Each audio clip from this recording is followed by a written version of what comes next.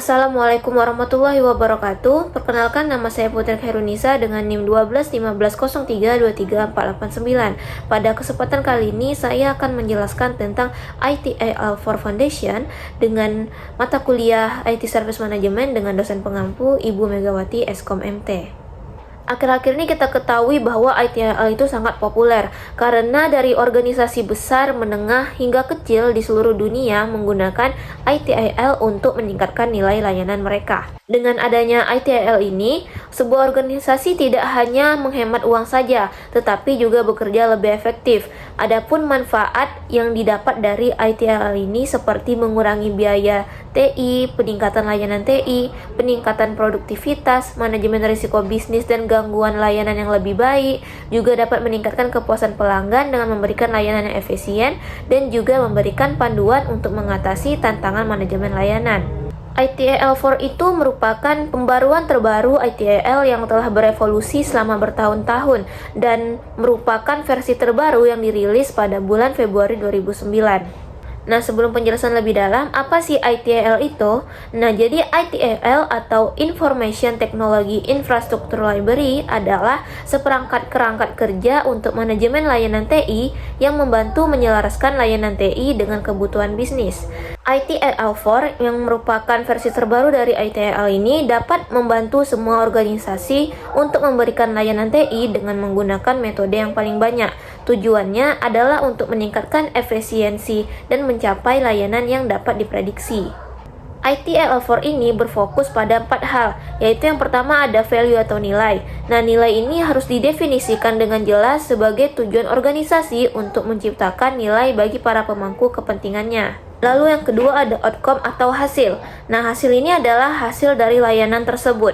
Hasil tersebut itu bersifat spesifik dari suatu layanan yang membantu menentukan apakah tujuan telah tercapai.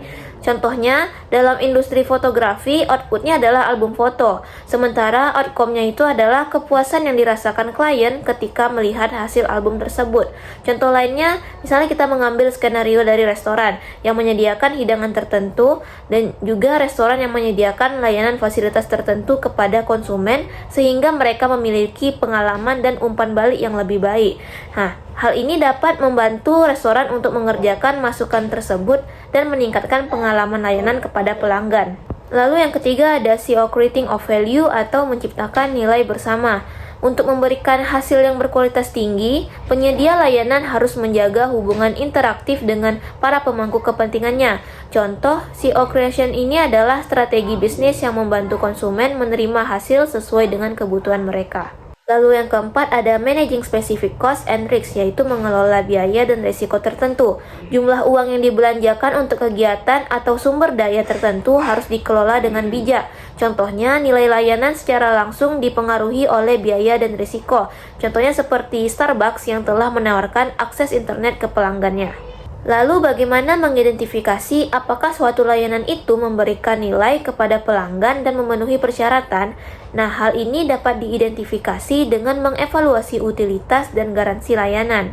Utilitas itu merupakan fungsionalitas yang ditawarkan oleh suatu produk untuk memenuhi kebutuhan tertentu. Seperti contoh, utilitas adalah layanan email yang diberikan kepada pelanggan. Lalu untuk garansi, yaitu mengacu pada kesesuaian penggunaan dengan memastikan ketersediaan layanan, keamanan informasi, kemampuan layanan, kesinambungan layanan. Contohnya, garansi adalah ketersediaan, keamanan, kapasitas, dan kesinambungan layanan email. Ada 2 elemen yang didefinisikan dalam ITIL4, yaitu 4 dimensi dan juga sistem nilai layanannya. Nah, yang pertama kita akan menjelaskan 4 dimensi ITIL. ITIL ini adalah pendekatan holistik yang mendefinisikan 4 dimensi untuk memberikan hasil yang berharga bagi para pemangku kepentingan. Keempat dimensi ini pasti terlibat dan wajib memperhatikan setiap layanan. 4 dimensi tersebut adalah organisasi dan orang-orang, lalu informasi dan teknologi, mitra dan pemasok, dan juga aliran nilai dan proses. Yang pertama yaitu organisasi dan orang-orang. Hal ini mengacu pada struktur organisasi, budaya, orang-orang, prinsip-prinsip, nilai-nilai yang berputar di sekitar organisasi dan orang-orang.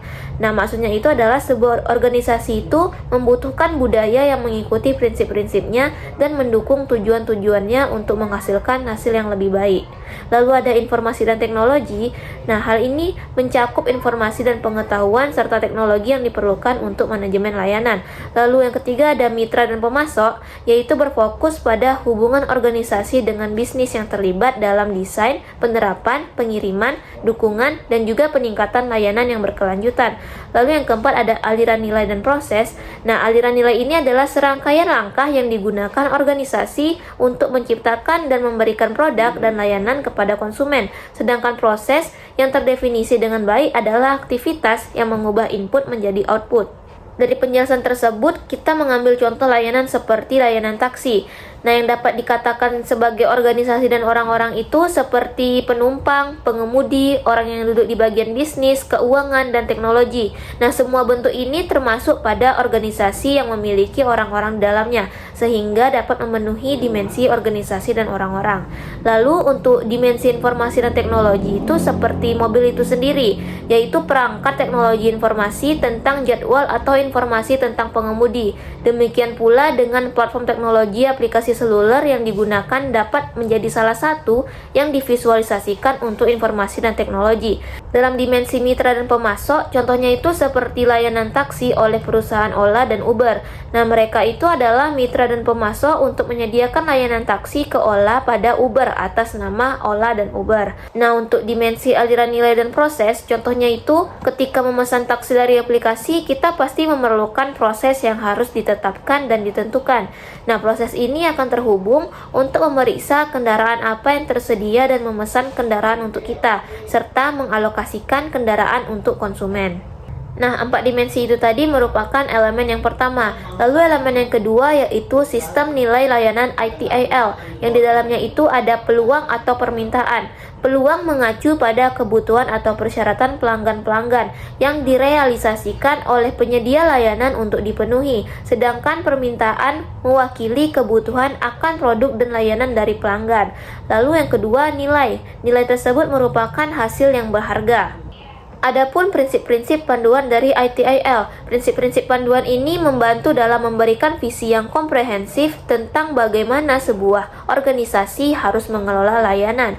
Ketujuh prinsip tersebut adalah yang pertama yaitu fokus pada nilai. Maksudnya itu, setiap tugas yang dilakukan organisasi harus menciptakan nilai bagi para pemangku kepentingan, terutama harus mendorong untuk fokus pada pengalaman pengguna. Lalu yang kedua itu mulai dari tempat di mana kita berada. Kita harus menilai dan menganalisis skenario saat ini untuk mengidentifikasi dan juga meningkatkannya. Sebagai contoh, menilai dan menganalisis proses saat ini untuk mengidentifikasi dan meningkatkan untuk kedepannya.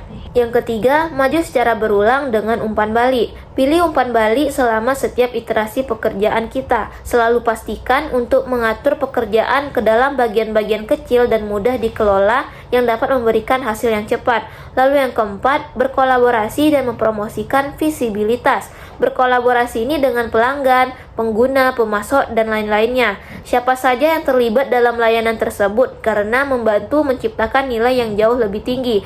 Lalu yang kelima, berpikir dan bekerja secara holistik, yaitu ciptakan proses yang memberikan nilai tambah bagi bisnis pelanggan tersebut, dan kenali juga berbagai cara untuk meningkatkan kinerja proses tersebut. Lalu yang keenam, tetap sederhana dan praktis. Pilih langkah-langkah minimum yang sudah benar dan jangan menambahkan proses yang tidak memberikan nilai tambah bagi pemangku kepentingan. Lalu yang ketujuh, mengoptimalkan dan mengotomatiskan tugas dan memanfaatkan sumber daya secara efisien. Adapun tata kelola dalam ITIL ini, yaitu bertanggung jawab untuk mengevaluasi, mengarahkan, dan memantau ITSM dengan mengadopsi prinsip-prinsip panduan yang didefinisikan dalam kerangka kerjanya, bersama dengan atau tanpa prinsip-prinsip yang ditetapkan dalam organisasi. Ada 3 kegiatan utama dalam tata kelola ini. Yang pertama itu mengevaluasi atau evaluated, yaitu melakukan tinjauan rutin terhadap layanan berdasarkan kebutuhan pemangku kepentingan, sehingga bagaimana kinerja layanan dan peluang baru yang muncul dapat dipahami. Lalu yang kedua itu langsung atau direct, yaitu di sini manajemen memberikan arahan kepada karyawan untuk mencapai tujuan organisasi. Lalu yang ketiga yaitu memantau atau monitor. Nah, memantau kinerja organisasi dan memeriksa apakah praktik, produk, dan layanannya sejalan dengan arahan yang diberikan oleh badan pengatur. Selanjutnya ada rantai nilai layanan, yaitu merupakan serangkaian aktivitas yang saling berhubungan yang dilakukan organisasi untuk memberikan produk atau layanan yang berharga kepada konsumennya. Di dalamnya itu ada rencana atau plan, yaitu kegiatan ini mencakup pembuatan rencana, portofolio, arsitektur, kebijakan, dan lain-lain yang disediakan oleh organisasi. Orang yang berkontribusi pada kegiatan ini harus memiliki keterampilan analitik dan manajemen yang hebat. Lalu yang kedua, melibatkan atau engage. Nah, di sini organisasi perlu memiliki pemahaman yang baik tentang kebutuhan pemangku kepentingan. Di dalamnya itu ada pengguna, pelanggan, atau pemasok. Dan juga harus terus menjaga hubungan yang baik. Orang tersebut membutuhkan keterampilan dan kompetensi dalam negosiasi dan komunikasi. Lalu yang ketiga ada desain dan transisi, yaitu berfokus pada pembuatan dan peluncuran layanan baru dan perubahan. Orang yang berkontribusi pada kegiatan ini harus memiliki pemahaman yang komprehensif tentang manajemen pelayanan. Lalu yang keempat, memperoleh atau membangun. Di bagian ini berfokus pada pengembangan perangkat lunak dan manajemen infrastruktur cloud serta layanan pihak ketiga. Lalu yang kelima, memberikan dan mendukung, yaitu memastikan bahwa layanan diberikan dan didukung dengan cara yang memenuhi harapan para pemangku kepentingan. Nah, orang-orang yang berkontribusi pada kegiatan ini harus pandai memprioritaskan dan mengelola beban kerja yang kompleks. Lalu yang keenam, meningkatkan atau improve. Nah, ini berfokus pada pengembangan perangkat lunak dan manajemen infrastruktur cloud dan layanan pihak ketiga. Selanjutnya ada practice. Nah, ini mencakup 34 praktik manajemen yang dirancang untuk mencapai suatu tujuan. Praktik-praktik ini dibagi ke dalam 3 kategori utama. Yang pertama itu ada praktik manajemen umum. Nah, praktik manajemen umum ini berlaku di seluruh organisasi demi keberhasilan bisnis dan layanan yang disediakan oleh organisasi. Terdapat 14 praktik manajemen umum yang mencakup information security management, relationship management, strategi manajemen, portfolio manajemen, arsitektur manajemen, service financial management, workforce and talent management, continual improvement, measurement and reporting, risk management, knowledge management, organizational change management, project management, dan supplier management. Lalu yang kedua ada praktik manajemen layanan. Nah, praktik manajemen layanan ini berlaku untuk layanan tertentu yang dikembangkan, digunakan, disampaikan, dan didukung dalam organisasi. Terdapat praktik di dalamnya, yaitu ada IT Asset Management, Monitoring and Event Management, Business Analysis, Service Catalog Management, Service Design, Service Level Management, Availability Management, Capacity and Performance Management, Service Continuity Management, Service Desk, Incident Management, Service Request Management, Problem Management, dan juga Release Management. Lalu yang ketiga ada praktik manajemen teknis. Nah, ini telah diadaptasi dari domain manajemen teknologi untuk tujuan manajemen layanan dengan memperluas atau mengalihkan fokus mereka dari solusi teknologi ke layanan TI. Di dalamnya itu ada praktik deployment management, software deployment and management, dan juga infrastruktur and platform management. Selanjutnya ada peningkatan berkelanjutan. Nah, hal ini untuk memastikan apakah layanan TI terus selaras dengan harapan pemangku kepentingannya.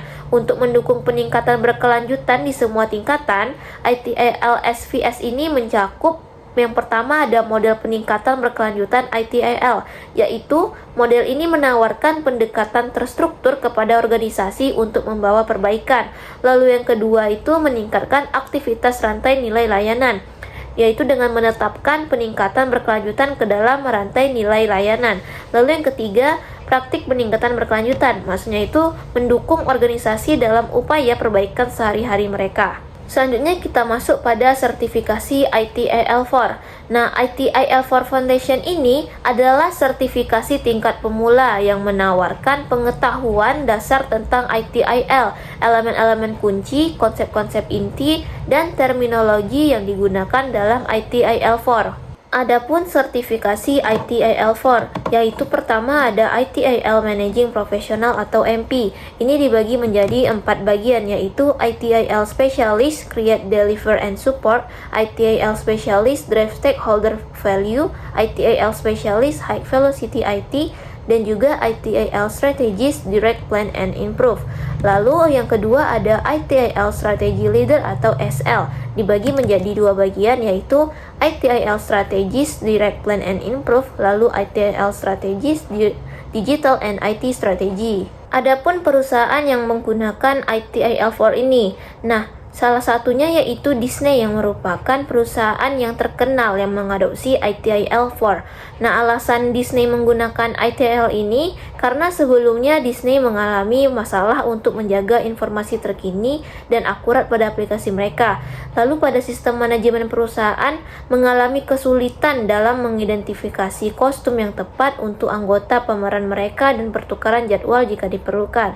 Oleh karena itu, Disney mengatasinya dengan mengadopsi ITIL4 pada perusahaannya. Mereka bisa meningkatkan pemberian layanan, lalu juga 100% ketersediaan aset, juga dapat meningkatkan keandalan pemeliharaan dan stabilitas layanan, dan juga dapat meningkatkan keterlibatan pelanggan. Berdasarkan seluruh penjelasan tadi, dapat disimpulkan bahwa ITIL ini sangat penting dan berguna bagi perusahaan. Hal ini karena ITIL itu dapat meningkatkan kualitas TI, meningkatkan produktivitas dan efisiensi, meningkatkan kepuasan pelanggan, meningkatkan hasil pemanfaatan aset, meningkatkan hubungan dan interaksi antara penyedia layanan TI dengan pelanggan, dan juga dapat menjaga organisasi untuk mengimbangi perubahan terkini yang mendorong organisasi untuk terus berkembang.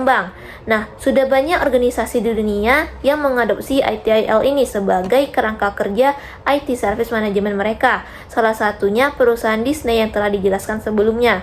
ITIL4 ini merupakan versi terbaru dari kerangka kerja IT Service Management yang dirancang untuk membantu perusahaan mengelola layanan TI mereka secara efektif dan efisien. Adapun beberapa fitur dalamnya seperti Guiding Principles, lalu Governance, Service Value Chain, Practice, dan Continual Improvement. Baiklah, itu tadi merupakan penjelasan tentang ITIL4 Foundation. Mungkin itu saja yang bisa dapat saya sampaikan. Mohon maaf apabila terdapat kekurangan maupun kesalahan. Saya akhiri dengan wassalamualaikum warahmatullahi wabarakatuh.